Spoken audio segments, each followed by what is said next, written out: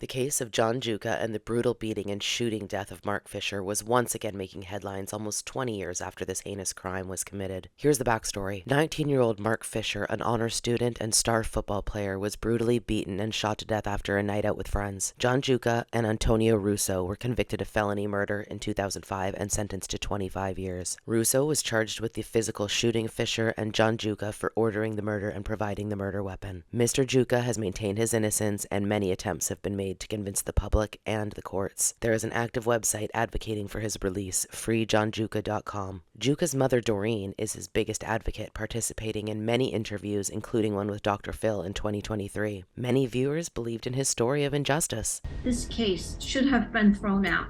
There are cases that have been thrown out with so much less.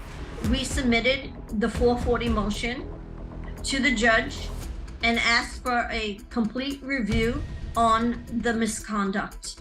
And instead of holding a hearing, the judge held a press conference, and he said that he is going to call upon the legislators to create a law against people like you, Mrs. Giuliano. And instead of granting us a hearing, they tried to punish me. Ultimately, we went to the federal level with this, and it was denied. John went into the system when he was 19 years old. He is now 39. John, till this day, maintains his innocence. At the heart of the controversy is prosecutor Anna Siga Nicolazzi. She's been heavily scrutinized about her handling of the case. Nicolazzi cut a deal with the drug-addicted snitch, who later admitted to lying. She was also accused of burying a recording of her interview with the Jailhouse snitch who said Giuca did not kill Mark Fisher. The hardest thing for the public to understand is that innocence does not matter. What is going on here is they got their conviction on false testimony. All the evidence pointed away from John, and they don't want to disrupt that conviction. This is an injustice. Most interestingly, his mother Doreen went undercover and befriended a juror in an attempt to uncover misconduct. She lost weight, went out drinking, smoking marijuana, and this was the basis of his first appeal. His appeals. In 2008, Giuca filed his first motion to vacate the verdict in the New York Supreme Court, arguing he did not receive a fair trial due to juror misconduct. In 2010, the court concluded that even if the statements were true, there was no grounds for overturning his conviction. In 2013, a district court denied Giuca's federal habeas petition. In 2014, Giuca's attorney petitioned Brooklyn's new DA, Kenneth Thompson, requesting the conviction be reviewed and voided due to prosecutorial misconduct. Thompson had created a conviction review unit in New York City, but the department found no wrongdoing in the case and concluded he was given a fair trial. In 2016, Giuca filed a second motion to vacate, which was denied but then appealed. In 2018, the New York State Second Judicial Department Appeals Court overturned Giuca's conviction and ordered a new trial. They stated the district attorney had withheld evidence from the defense. Also that year, Giuca's original co-defendant, Russo, had provided a statement to Giuca's attorney confessing he murdered Fisher and that the gun was his. So, on April 30th, 2019, Giuca's attorney argued his final appeal in front of the New York State Court of Appeals. Let's take a look. Number 38, the people of the state of New York versus John Giuca.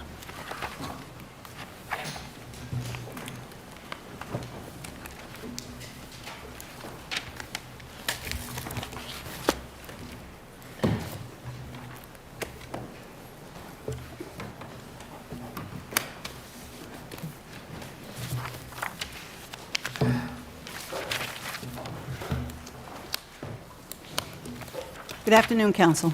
May it please the court, my name is Leonard Jablov for the appellant on this appeal by the people. And Your Honor, may I reserve 3 minutes for rebuttal, please? You may, sir.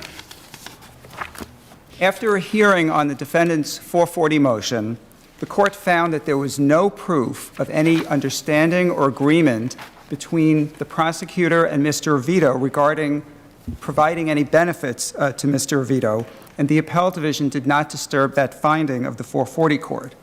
As a result, there was no Brady disclosure obligation with respect to any alleged agreement because, as the First Circuit Court of Appeals has said, if there's no deal, then there's nothing about a deal to disclose. When you can see that evidence of either a tacit or implied agreement or understanding is has to be disclosed, right? So at what point do circumstances which would tend to show an implied or informal understanding become enough to prove that an unspoken understanding, despite any protestation by the witness, that there was none? That is the question in the case, Your Honor, and that's... Right, and the question in this case is whether that was established. My question is what do you think is necessary to establish that? Yes, Your Honor, there would As a have to be... rule. Yeah. Yes, the evidence in question would have to provide a reasonable basis to infer either that there was an actual agreement between the prosecutor and the witness, whether express or tacit, or even perhaps that in the absence of an agreement, the information known to the witness might have given rise to a belief on his part that there was some expectation or hope on his part that he would get benefits. And in this case, the evidence couldn't more convincingly refute any such inference. And perhaps the most obvious evidence that almost conclusively establishes that there could not have been an agreement was the fact that Mr. Vito ultimately received the maximum authorized sentence that was permitted under his plea agreement. But he didn't know that at the time of his testimony, right? He didn't know that at the time of his testimony at the murder trial. That's correct, Your Honor, but that was a fact that was before the judge deciding the 440 motion, and it was important, an essential question for the 440 judge was to assess the credibility of the witnesses who appeared before him. But if the rule includes what the witness might expect or anticipate, a belief, even if it doesn't pan out, right? That's the rule, right? If it doesn't matter whether it pans out or not, it's whether or not that witness has the expectation of getting some benefit. And the benefit might not be the one you're referring to, correct? Well, yes, Some Your other Honor. benefit need not be about the incarceratory period. Could be some other benefit, right? Perhaps not having to go back to jail for a violation. Well, that's certainly theoretically possible that there could be some other expectation, but the argument that's being advanced in terms of the impeachment value of the undisclosed information is that it would have given rise to an argument that there was a motive to lie to avoid facing that jail alternative of 3.5 to 7 years. And what the record shows, not just in terms of whether there was an agreement, but whether there was any expectation or hope on the part of Mr. Vito, because when he was sentenced, he faced the sentencing court approximately a year after the trial, so it's true this was not known at the time of the trial. There was not any argument made by either Mr. Vito himself or his attorney that there was a deal and, okay, I'm entitled to some kind of benefit now because I cooperated with the prosecutor. There wasn't even a statement that, Judge, I thought there was a deal here, whether there was or wasn't. There wasn't even an argument by either the attorney or Mr. Vito himself saying, Judge, could you cut me a break because I testified voluntarily just to do my civic duty in this murder case a year ago. Even that didn't come up. So what better... But as I understand your argument, it is that even if a Vito had some hope or expectation that he was going to be benefited by his testimony, that wasn't borne out by any... That wasn't a reasonable hope or expectation because there was nothing done or said by the prosecution that would reasonably have led someone to believe that. Is that your argument? Yes, Your Honor. That in the absence of an actual agreement, it's certainly possible that if there was a factual basis to believe that the witness had some expectation anyway, I know you didn't promise me anything, but I think good things are going to happen to me if I testify anyway. A statement like that, presumably that should be disclosed. Or if there's an array of circumstances that would reasonably lead to an inference that this might be what the witness was thinking. But at some point, the prosecutor can't be expected to get into the head of the witness. And here, the fact that when he faced the 3.5 to 7, there was not a peep about, I thought I was going to get some kind of break, provides an insight into what his thinking was.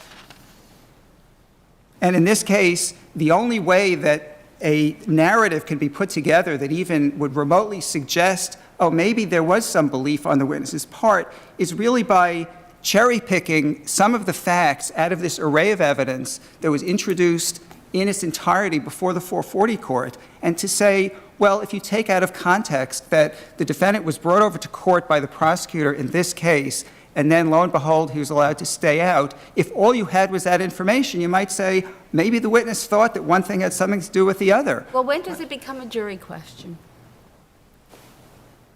There would have to be some reasonable basis in the record from which a jury might be able to infer that this was an expectation on the part of the witness. And after all, under the Brady rule, materiality is an essential component of the Brady disclosure obligation. Going back to Judge Wilson's question, I mean, when do we look at this? I mean, you did have a long 440 hearing and certain findings were made. But at the time of the trial, here's a witness testifying, and wouldn't it be relevant to their ability to cross that witness, something along the lines of state of mind of an expectation, that it was this ADA sitting right next to you, sitting right in the well of the courtroom that's prosecuting this case that brought you to that courtroom? Doesn't that add value to the impeachment of that witness at the time of the trial? Well, first of all, Your Honor, that fact would not come out in isolation because, after all, the alleged Brady violation here was not disclosing the circumstances surrounding the witness coming forward, the circumstances surrounding the prosecutor taking him to court, and there's no reason to believe that the evidence would have stopped just with regard to, okay, the prosecutor on this case brought you over. Well, what else happened is that when I met with the prosecutor in the office, she asked me, what am I looking for? And I said, I'm not looking for anything. Why does the prosecutor get to go through that whole analysis and make that decision, as opposed to, as Judge Stein asked you, why isn't that? You can make that argument to the jury. Why isn't that left for the jury to decide? Well, what to make of all these events that have gone on? It could be, and ordinarily that's for the jury to decide, but the question is whether there was a failure on the part of the people to disclose information that, if disclosed, would create a reasonable probability of changing the outcome of the trial, and to expect the prosecutor who has Probability personal or knowledge. possibility? Why is it probability instead of possibility? Because there was there was no specific request in this case. Well, let's say we disagree with you. So argue your point under the reasonable possibility standard. Right. So it's for the jury to decide based on the totality of the information. And what we're looking at is whether a prosecutor who knew that there was no cooperation agreement with this witness, because after all, that testimony was amply corroborated by the events at Mr. Vito's sentencing and the credibility findings of the court. But yet that prosecutor might not really know if the witness has some expectation. The prosecutor might think, well, that would be unreasonable. How could you think? How could you have such an expectation? I've never said anything to you. You've never asked me for anything. Right? Again, why isn't that all for the jury? It is, if this information came out and was put in front of the jury, and then we had testimony from the executive ADA in the DA's office about what she meant about special attention, and testimony from Sean Ryan about the conversations he had with the witness, and testimony from the detectives about the fact that they were stunned, but in fact the witness ultimately never asked for any benefit. It's clear enough how that would be evaluated by the jury. There's no reasonable possibility that that would change their assessment of the credibility of this witness, and particularly where defense counsel, during a summation, was able to make precisely the argument, the facts that were put before the jury. But why work so hard not to let the jury hear it? Why not let the jury know that the prosecutor was the one who walked the witness over to the courthouse and is the ADA who actually stood before the judge? Why not make that clear to at least defense counsel? Let defense counsel make use of it, what defense counsel thinks is appropriate. Right, Your Honor, there's no evidence in this record that anybody worked hard to prevent any of that information from coming forward. What we're looking at is a prosecutor trying this case when she knows that there's a cooperation agreement with a witness. In the case of Mr. Bahari, she disclosed it before he testified. She elicited it herself on direct examination of the witness. She knew that there was no agreement, there was no basis to find that this witness would have any expectation of a benefit. I can only infer that it never occurred to her that there was anything to disclose. If it had occurred to her, she could have disclosed it, sure. There would have been nothing wrong with that. And there's every reason to believe defense counsel wouldn't have used it, because eliciting the details about the narrative that led to this witness going to court would have undermined the very argument he was able to make in summation about the witness having a motive to lie when he came forward to the police. Thank you, counsel.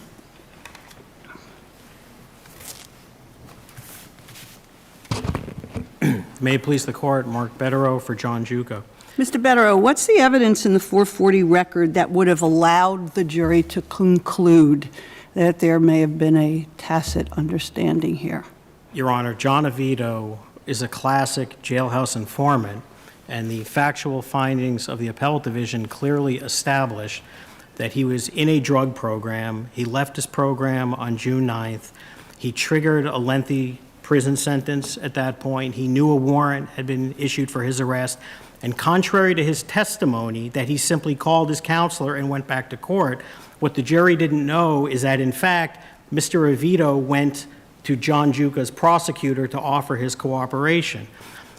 The law of this state for decades has been that if a witness has a possible motive to lie, that it's got to be disclosed. That's been since Quickla and since before.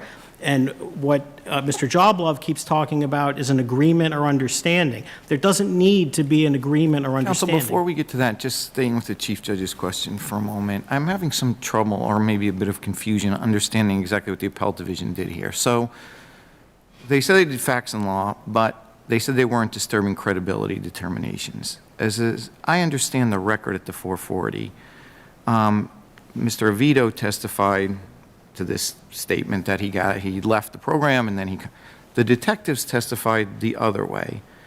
It's crystal clear, I think, in the 440 record that the 440 judge did not believe Mr. Oviedo, made an absolute credibility finding, which the appellate division says they are not disturbing. So if you're accepting his lack of credibility and he's the only one to testify about that contact, where do you get a finding that he contacted the detectives after he left the program?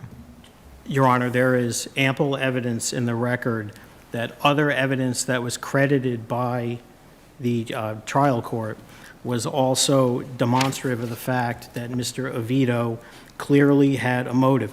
No, but let's stick with my motive right now. In the appellate division decision, they talk about a duty to disclose the circumstances surrounding Oviedo's initial contact with the police regarding cooperating against Mr. Giuca. Obviously, if there is a duty to disclose, there's got to be something that would have been favorable to the defense. Right, and I'm trying to figure out what that is given the state of the record. The first piece of evidence is the trial prosecutor's statement to the trial court after Mr. Oviedo testified, which was credited by the court. There was a demand for Rosario material that was made after the testimony. Specifically, the trial prosecutor said, "I was present at every single meeting that occurred between the detectives and Mr. Oviedo."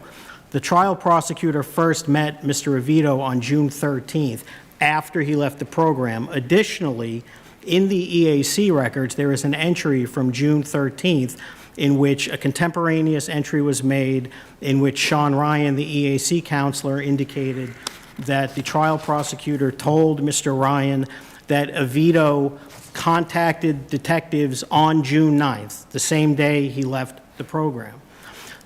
I think another critical point is this. At trial, all Mr. Oviedo said was that I contacted the police sometime in June. His credibility was a hotly contested issue once he testified at this trial.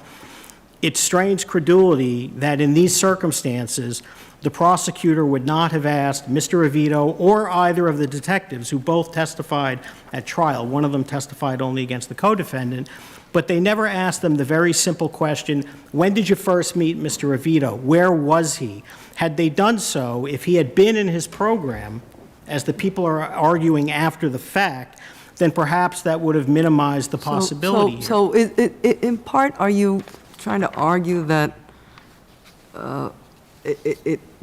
the AD doesn't say that it accepts those factual findings? It says giving proper deference to the credibility findings, but does have other findings of fact in that AD decision, that it may have found that the judge accepted that credibility and could have thought that that's what the police officers genuinely believe, but there's other evidence that Yes. tilts this in a different direction. Your Honor, the reversal was on the facts and the law, so obviously something factually had to be disagreed with, but also the evidence in terms of the court. But in that writing from the appellate division, do they actually say what that fact are, that they are changing?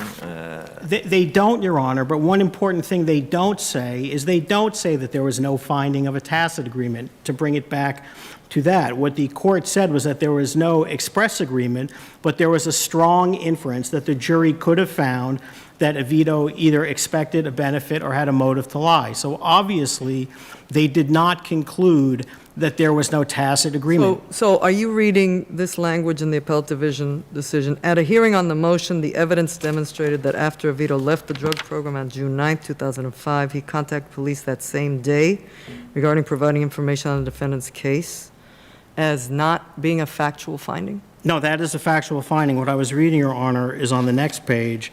But that's where- what I'm saying, if that's the factual finding, Well, the is it court- possible to read the paragraph at the end of the writing that says, giving proper deference to the credibility findings, that the judge may have indeed thought that witnesses were testifying truthfully, but that the appellate division panel was deciding this particular fact based on the evidence? There is other credible evidence in the record which contradicts what the detective said.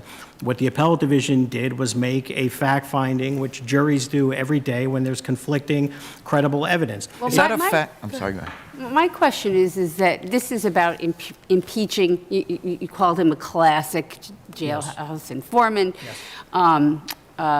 But, you know, getting back to your adversary's point, if the prosecutor knew that no promises were made, and it just really never occurred to her that he was actually thinking that there was some tacit agreement here.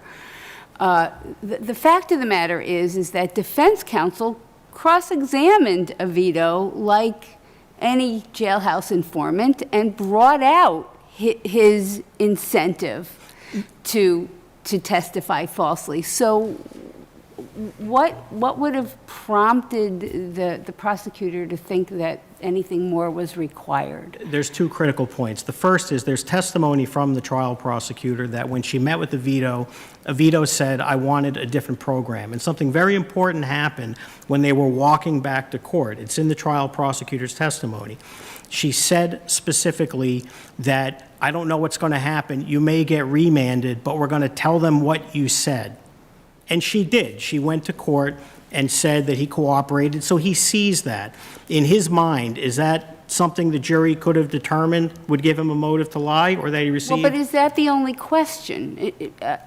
You know, anything could be in his mind, but doesn't there have to be enough for the prosecutor to think, well, yeah, maybe he did expect this, and maybe there was something that I did to lead him to expect that, before the prosecutor has an obligation to disclose? In other words, the prosecutor can't be obligated to disclose something that the prosecutor doesn't even realize exists.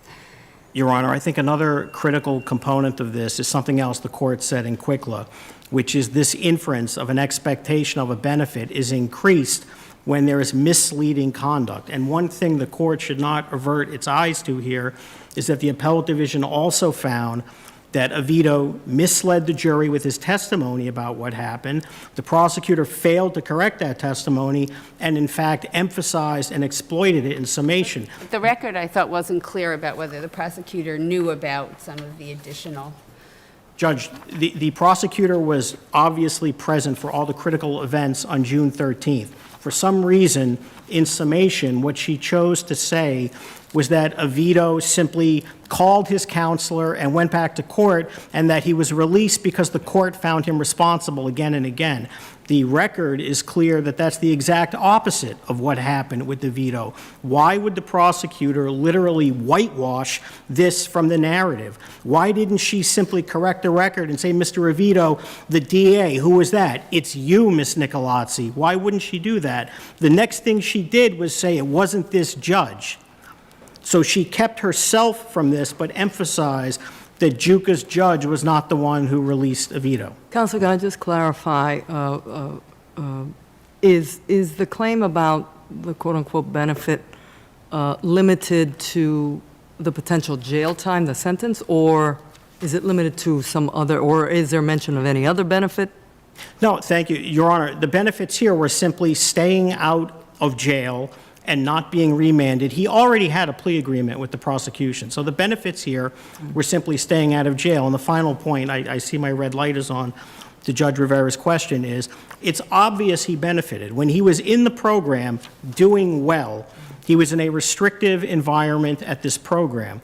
When he violated the program and left but cooperated, what happened? The DA told the court about this and said, we want him to stay at his mother's, which is ROR, and from that point on, throughout the time that he was a witness in this case, he was in a less restrictive environment. The jury had a right to know that. That's a benefit. He was in a much more favorable position only because he violated his program and he cooperated, and all of that was concealed from the jury. Thank you, counsel. Thank you. Counsel?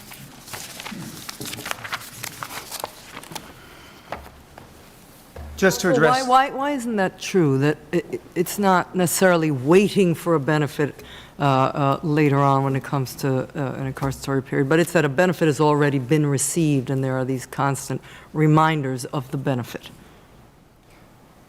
Well, Your Honor's question assumes that there would be a basis to infer that the treatment of the witness after he returned to court had anything to do with the prosecutor's conduct or the position of the DA's office. Once again, if the information that was elicited at the 440 hearing is viewed... What's the point of saying he's cooperating, if not to inform a judge of a particular treatment you're looking for? Right. For this the record showed that this witness was interviewed, came to the DA's office, was interviewed by the DA in the presence of 2 or 3 detectives, and then at that meeting volunteered that he had this warrant as a result of having left the drug program on the 9th.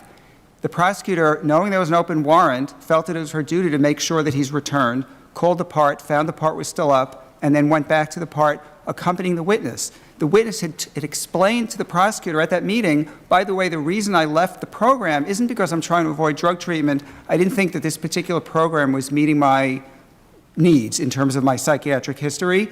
And so she went over, approached the bench, was able to transmit that information to the court, period. And then she made clear, both in her testimony and in... Why isn't that a benefit? Why isn't having the ADA do that of benefit? She was merely transmitting information to the court and then taking a complete hands-off attitude and, in fact, communicated to EAC... His own counsel couldn't do any of that? It had to be communicated to the counselor. She wanted to make sure that information was made known to the judge. It was simply transmitting the information. That's what she testified to. That's perfectly and this reasonable. is in the drug treatment court where it's not necessarily the typical adversarial role. All of the participants there are supposed to be promoting the goal of the treatment court, whether it's the DA, the defense counsel, the counselor, the judge. Yes, Your Honor, and there was evidence at the hearing about multiple chances are common. This was a voluntary return, the warrant. The trial prosecutor in the defendant's case made clear that she knew almost nothing about drug court. She was not familiar with it. She communicated... Because her goal isn't about the treatment court. Her goal is about ensuring this witness is available to her and this witness is in a condition to come and testify in a way that's favorable to the prosecution. I disagree with the last part of Your Honor's question. It was clear from the record that the goal of the DA's office here was simply to make sure they knew where this witness was because he was a potential witness in this case, and all the communications fit that theme, that we just want to know where he is, and the prosecutor actually communicated to EAC, handle the case however you see fit. I'm not making any recommendation. But What else? why are they then calling the DA's office before they go back to court with him? When they're considering throwing him out of a program? I don't believe that the record shows that there was a court date, I believe it was September 6th, where the court, the judge, is saying something to the effect that I'm going to leave him out and I don't know what the position But I of the thought there DA were notes that showed that there was a call made to the prosecutor's office, couldn't get through, and sort of that's part of that conversation to the court. Why make that call? Well, the call was... If all the DA's office is worried about is knowing the status and has said, do whatever you want, we're on board with whatever you want to do, wouldn't you merely call them afterwards, not beforehand? Well, at least, again, I'm not sure which specific date Your Honor is referring to, but for example, on September 19th, which is while the trial was already underway, and that Mr. Oviedo had been discharged from a program for bringing cigarettes into the program, and that there's notes from the EAC counselor. It's not the first time he had fallen, right? Oh, correct, Your Honor. That's correct. And there was ample evidence about the multiple chances that were given to defendants in the drug treatment alternative option. But the point is that on that date, the EAC counselor was notifying the prosecutor about his status, his whereabouts. He was expected to be called as a witness within days. And if I may make just one more point, going back to the question that was raised during defense counsel's argument about the testimony of both detectives regarding the fact that Mr. Oviedo had come forward and talked to them and recounted the information regarding the defendant's admissions well before he had absconded from the drug program, and that would completely eliminate this whole argument that he only came forward because he had a motive to lie.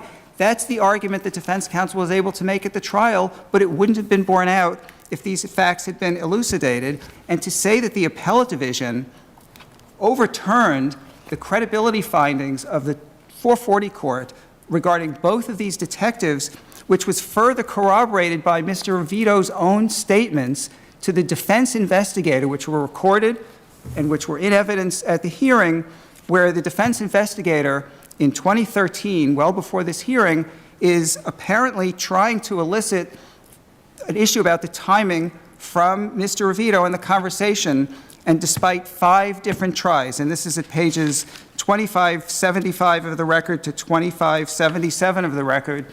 So didn't you come forward after you had already absconded from the program? No, it was before. I first came forward But do you take the position that the appellate division could not have made a different factual finding from the hearing court as to when Mr. Oviedo went to the police and the DA? It's generally within their authority to make credibility findings, and all they said about credibility findings is that they were giving proper deference to the credibility findings of the 440 court, and their ability to reject credibility findings would presumably be limited to having support in the record, and there's not really support in the record here to do that. But moreover, since when would they say that they're going to reject the credibility findings of the court with regard to not 1 but 2 detectives and not say that that's what they're doing? And all they say about deference and credibility is that they're deferring to the credibility findings of the 440 court. Thank you, counsel. Thank you. Following these arguments, the Court of Appeals reversed the previous appellate division's decision, determining there was no reasonable possibility that the failure to disclose the particular evidence would have affected the verdict. There you have it. John Giuca maintains his innocence, and his supporters continue to speak out for justice. Let me know what you think in the comments below. And if you like this video, please consider subscribing. Until next time.